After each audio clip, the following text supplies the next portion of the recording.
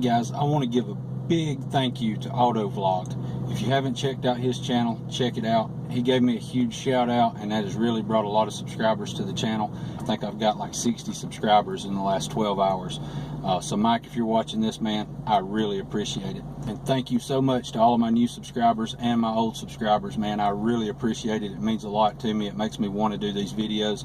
I really didn't want to do a video today. I've got poison oak pretty bad, and it's even in my eyes. But man, with all the support I've been getting, I felt like I had to get something out for you guys, and I hope it turns out great. I hope you like it. Today we're going to talk about what it's like to own a 2014 Shelby GT500. Let's go.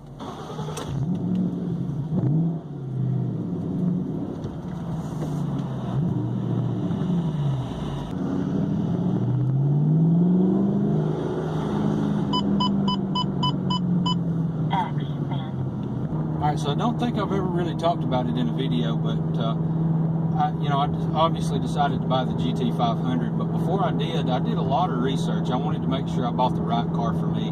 The right car for you may very well be different, but this car is perfect for me.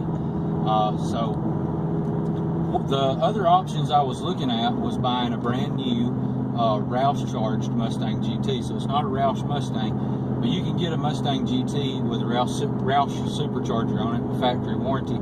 If you buy the base model car and that's all you have put on it is the Roush supercharger, I think it's like $39,000, or at least for a 2017 model it was. And so I really considered buying one of those.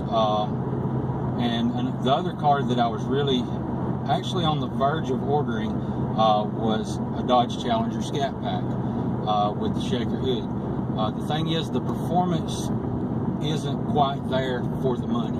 If you guys want to know more, I'll go more in depth in another video about the cars that I consider.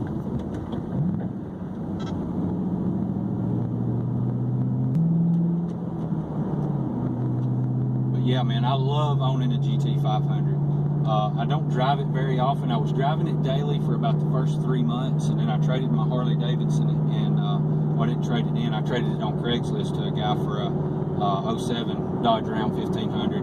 And so anyway, I felt like that was a fair trade. And so that's what I use for a daily now, is the Dodge Ram. But yeah, it's awesome owning this car, man. I've got a lot of compliments, mostly going down the road, guys hanging out of a pickup truck or another sports car, and they're like, man, that car's badass, and it just makes you feel good. And around here, since I've purchased this car, I've seen 2 Shelbys, and I would assume even in big cities, you probably don't see these cars all that often. And so when people do know what it is, they really take notice. The problem is that there's so many people that just see a Mustang. Alright, so I told you in my last video that my buddy was planning on buying a Saline S281 07 model. That deal, unfortunately, is not going to go through, and obviously we didn't make it to Cars and Coffee this weekend. However, if you guys really want to see a Cars and Coffee, let me know in the comments, and I will make every effort to make it to Cars and Coffee Birmingham next Saturday. Hopefully there I can meet up with Bama Mopar because he lives in the area, and we can get a look at his awesome Charger. On 22s, bagged. It's a sweet looking ride.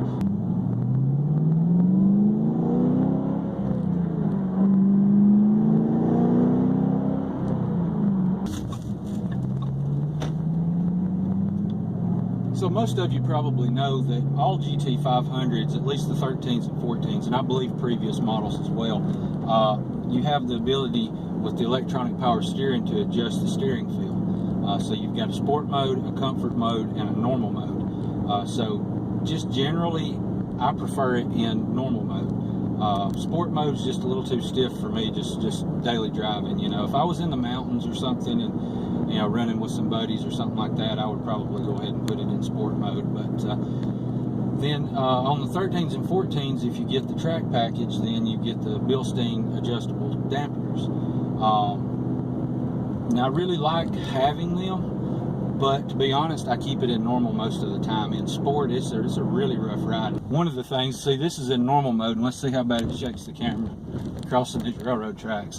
If I was in my pickup truck, I could just hit those full blast and wouldn't even really notice it. So just to kind of give you some perspective, it's a car that's going to ride, like if you know what a Mustang GT rides like, it's going to ride like a lowered Mustang GT, basically. it's just got a stiff ride, and that's in normal mode.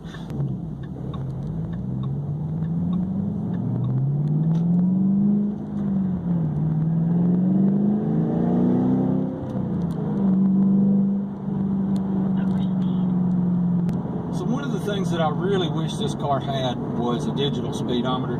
I think it would be handy. It's got this nice little LCD display between the gauges, and I mean, I don't see why they wouldn't have put one there. I don't think it would have added anything to the cost of the car, but I think it would have been a great amenity to have.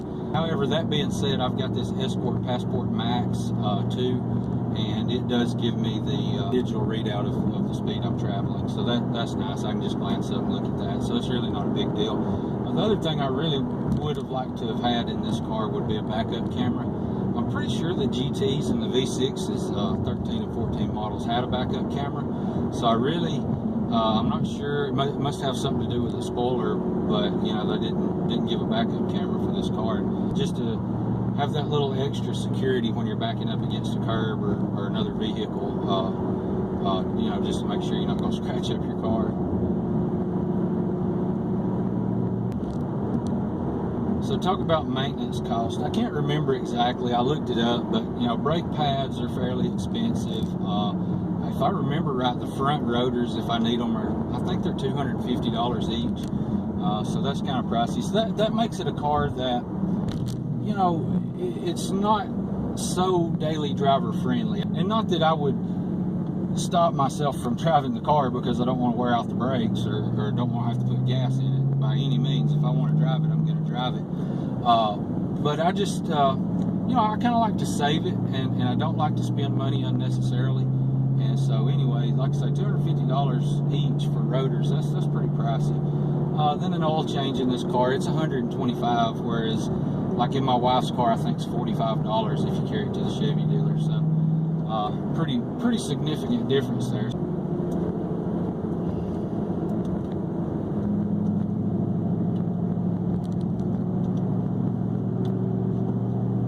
So the other thing is fuel economy. I mean, you don't expect it to be good. You got 662 horsepower, you know, it's not the car that you buy expecting good fuel mileage. So, you know, they claim it's, I think, 16 city and 24 highway. You know, most of my driving's around on back roads, and it's fairly spirited. And so my average right now, I reset it when I first bought the car, and I haven't reset it since.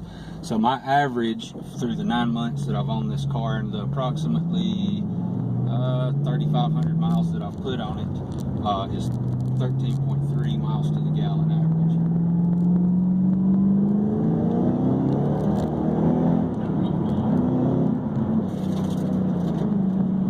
I don't know if you heard that or not, throwing up those rocks. Man, that just, I can't stand that. But that's what you get, you know, you get sticky tires on a sports car, it's going to kick up crap all over it. I don't know, maybe one of these days I'll get some clear film. My goal with this car is to keep it reasonably stock and to the point that it could easily be put back exactly to original specs. Because I feel like, and I could be wrong, I could be biased, I could be wishful thinking, but I feel like these cars, the 13 and 14s especially, Shelby's, in a few years from now are really going to start gaining value. Now they had a significant drop considering the MSRP on this car, I believe, was $67,000, and I purchased it for a lot less than that. But and we'll talk about that in another video, what I paid for it and what my payments are, what I put down.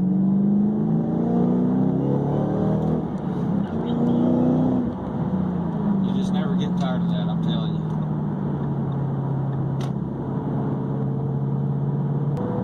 So the other thing is cup holders. Now, I like to drink these little Dunkin' iced coffees, and especially in the back cup holder, it's not a problem at all. 20-ounce bottle in the front cup holder is kind of in your way of shifting. I mean, but if you're, you know, just cruising around town with the wife or the kids or whatever, you know, it's really not a big deal. So let me know in the comments what you'd like to see me do to the car next. Now, I'm not going to be adding any horsepower anytime soon. Before I do that, I've really got to work on getting the power that I have to the ground. It just doesn't make sense to make more power when I'm just going to, you know, burn the tires. So this is what I'm thinking for the time being is I could either tint the windows, I could do a intake resonator delete, try to get a little bit more supercharger noise. So tint the windows, resonator delete, or lowering springs. Now my hang up on lowering springs is at some point I do plan to put this car on airbags. That's my ultimate goal, but it's going to be a while before I'm willing to come off of $4,000 for airbags. So, you know, in the meantime, as a stopgap, I think for $300 or $400 I could get some springs, put on this thing and lower it. So let me know in the comments what you'd like to see me do to this car next, and I'll try to get that done for you here in the next 2 or 3 weeks.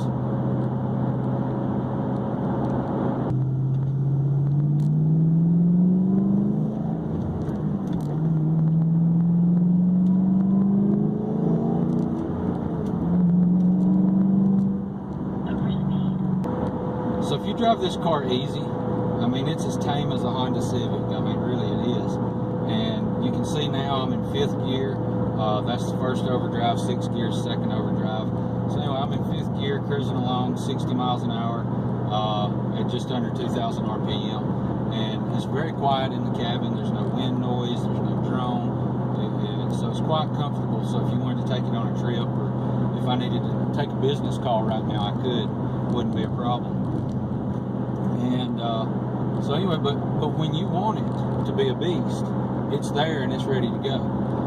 So that's just one of the things that the modern technology, I'm sure the Camaro ZL1, the 17 model, I'm sure the Hellcats are all the same. And so it's so awesome to have the best of both worlds. It really is. It's the technology these days is quite amazing.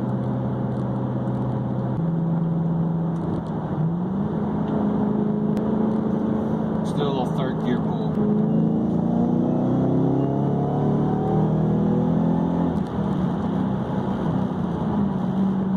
Yeah, that was right at the speed limit. I'll tell you, man, you got to get one of these cars. They're awesome. I don't care if you get a Hellcat, a ZL1, a Shelby C63 AMG, because if you're a car guy, it's worth it. It's worth all the hard work.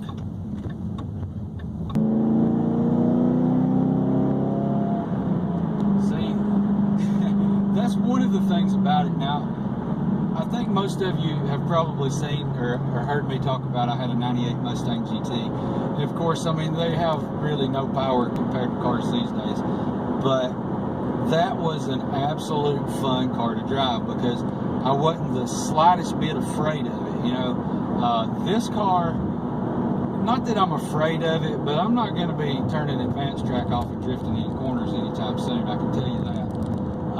So maybe I am a little bit. But anyway, where the fun factor maybe goes away a little bit over having an older Mustang Cobra or even an older Mustang GT is 3rd gear, $4,000, you're at 80 miles an hour. So, you know, pretty much anywhere in America, except just a few interstates out west, you're breaking the speed limit in 3rd gear at $4,000, and you got another $3,000 to go before you have to hit 4th. So that's something to just kind of keep in mind. That there's probably, on a daily basis, street driving, there's probably a little more fun to be had with an older Cobra or an older Camaro Super Sport or something like that. And it's a cheaper car. You're not as worried about it. Another great thing about this car is factory warranty. 662 horsepower, fully covered by factory warranty. And as you probably know, I purchased this car used, so the bumper-to-bumper warranty was already gone. I could have extended that, but it was going to be $3,500, and I just didn't see the value there. Maybe one day I'll wish I had, but at this point, $3,500 would go a long way toward fixing something that tears up. But I still, for another almost a year from today, before my powertrain warranty goes out. So one more thing about my particular car, not all of the 13s and 14s were like this as far as I know. Ford said they had fixed it, but they didn't. So the 11s and 12s had a bad problem with the 1st to 2nd gear grind when shifting at high RPMs.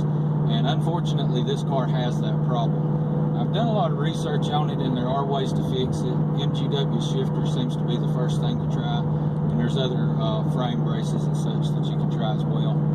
So that's probably going to be the road that I go down before long, is to get rid of this 1-2 gear grind.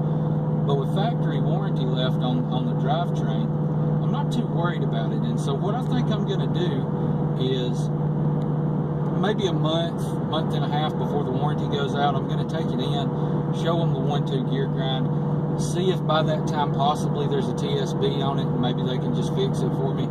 They know what the problem is, and they'll just take care of it. But you know how it is with these kind of cars, and the manufacturer's track record has really not been too great on solving those kind of little problems, those little nagging problems for their customer. But they might. Now, don't get me wrong, they might. And if they do, that would be great. But anyway, so I'm going to have them pull the transmission, go ahead and replace the synchros in second gear, and make sure everything's really nice. And so then I'll go on with an MGW shifter and things like that. But for now, as long as it's not giving any trouble, that's fine. All right, guys, don't forget about the subscriber giveaway. Hit the like button, hit the subscribe button, and comment below. Follow me on Instagram at sinister.shelby. Man, I really do appreciate you watching this video. And if you made it this far, I appreciate it even more. To all of my subscribers, thank you so much for your support. And we'll see you hopefully next week with either a Cars and Coffee or a detailing video.